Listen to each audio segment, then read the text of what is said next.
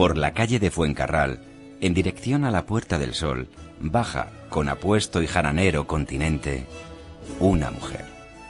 De abajo a arriba, unos minúsculos zapatitos con galgas, una falda de lana roja de las de medio paso, una chaquetilla de merino con abalorios, un chal envolviendo el atrevido busto y por remate una carilla risueña, de ojos negros y picarescos y de boca fresca, siempre dispuesta a la risa y al donaire.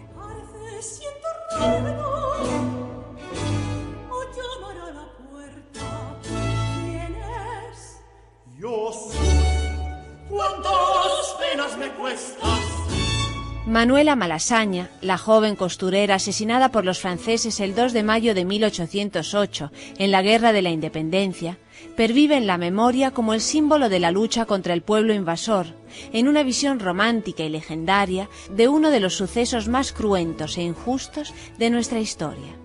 Napoleón Bonaparte, siguiendo sus ansias de expansión, había determinado el destronamiento de los Borbones para instaurar su poder en España. Para ello consigue que Fernando VII abdique y las tropas francesas comiencen a ocupar los puntos estratégicos del norte y del centro de la península. El pueblo de Madrid se alza en armas contra los franceses, pero nada puede hacer contra el ejército más poderoso de ese momento. La revuelta es sofocada con facilidad, pero el gesto del pueblo madrileño en pos de la libertad sigue recordándose desde entonces.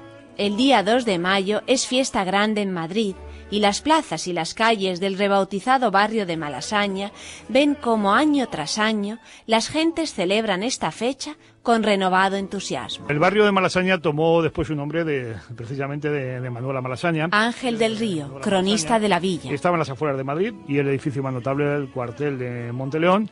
Era un poco el barrio también de los chisperos, donde fueron trasladados los herradores, las fraguas de Madrid, y pertenecía pues a ese Madrid íntimo, cordial, profundo, donde tenía importancia los gremios y las castas. La gente que murió el 2 de mayo y el 3 de mayo en Madrid, es curioso porque de las personas que habían muerto en la defensa de Madrid no eran madrileñas, pero esto solo ocurre ahora también, ¿no? Madrid es una ciudad donde ha sido pues un cruce de caminos, y entonces, bueno, pues con el espíritu de quien defiende Madrid, y estaba defendiendo España en ese momento, un espíritu patriótico, ahí la mayoría no era gente de Madrid. Aquel genio de ambición que en su delirio profundo, captando guerra, hizo al mundo sepulcro de su nación. Hirió al líbero león, ansiando a España regir, y no llegó a percibir, ebrio de orgullo y poder, que no puede esclavo ser, pueblo que sabe morir.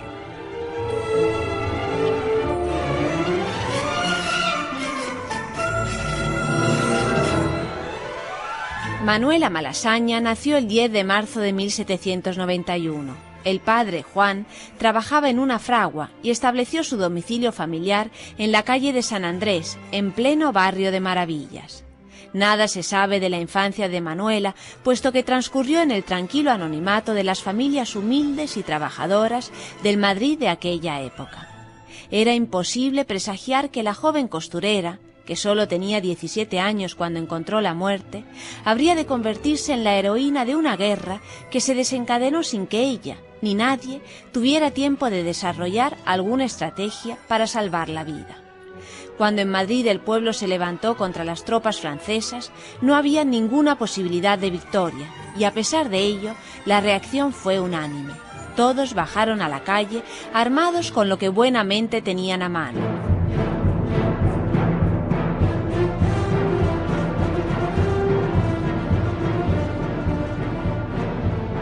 Hombres y mujeres siguieron a sus capitanes, Daoiz y Velarde, y murieron en la contienda bajo el grito de libertad o muerte.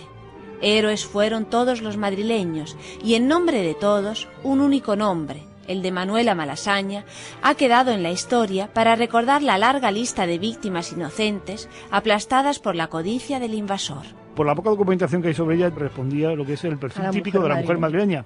Gente inconformista, adelantadas a su tiempo, como se dice, gente muy combativa, y además gente que estaba ya, yo no digo quizá en la época de Manuelita Malasaña, pero sí a finales del siglo XIX, ellas fueron tan combativas que reivindicaron los derechos de la mujer y que además se manifestaron públicamente, y cuando había que protagonizar un acto de una sublevación, una revuelta o un motín, las mujeres estaban ahí.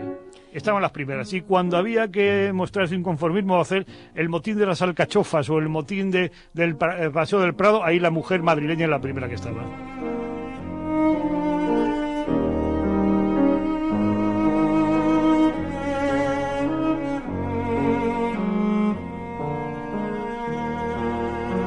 Muchas son las versiones que nos han llegado sobre las últimas horas de Manuela, y no importa saber cuál de ellas es la que más se acerca a la verdad, puesto que todas contribuyen a la formación de una leyenda que ha acabado por arrebatar el nombre a un barrio entero, el Maravillas, rebautizado por el pueblo como Malasaña.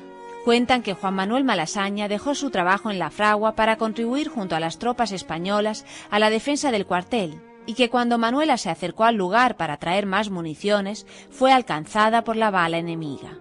O que fue detenida por los franceses cuando se dirigía al cuartel de Monteleón, y al ver que guardaba unas tijeras, que eran las que utilizaba en su trabajo de bordadora, la mataron sin más contemplaciones.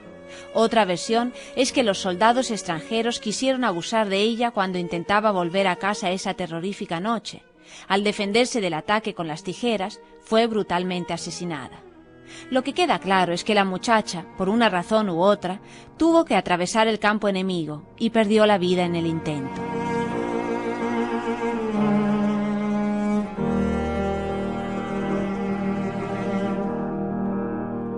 De la Guerra de la Independencia quedan numerosos testimonios literarios o artísticos, como los cuadros de Goya, poesías y una parte de los episodios nacionales de Benito Pérez Galdós, que recrea el comienzo de la contienda.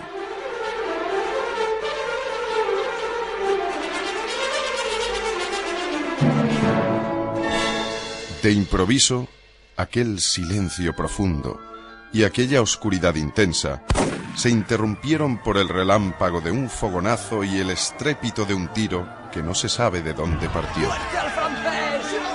La turba de que yo formaba parte lanzó mil gritos, desparramándose en todas direcciones.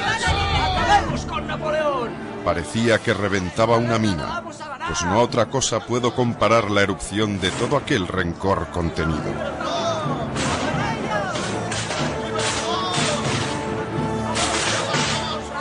Todos corrían, yo corría también. Lucieron antorchas y linternas, se lanzaron al aire nudosos garrotes, muchas escopetas se dispararon, oyóse un son vivísimo de cornetas militares, y una multitud de piedras, despedidas por manos muy diestras, fueron a despedazar, produciendo horribles chasquidos, los cristales de una gran casa.